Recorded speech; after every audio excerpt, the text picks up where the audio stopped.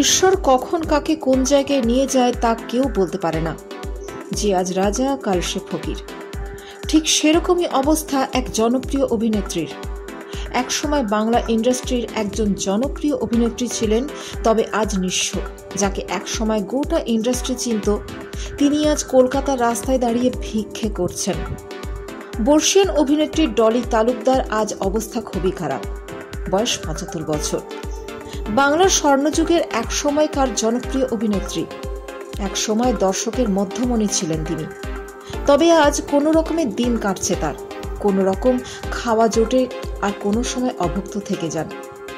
Park স্ট্রিটে ৫তলা হোটেলের বাইরে দাঁড়িয়ে ভিক্ষা করছেন অভিনেত্রী।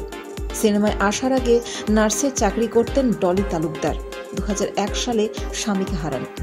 স্বামী চলে যাওয়ার পর থেকেই তার লড়াই শুরু হয়। নিজের মেয়েদের বিয়ে দিয়েছেন, তবে মায়ের খবর রাখে না মেয়েরা, তাই এই বয়সে এসেও তাকে ভিক্ষে করতে হয়। তবে অভিনেত্রী ঈশ্বরের প্রতি রয়েছে অগাধ বিশ্বাস।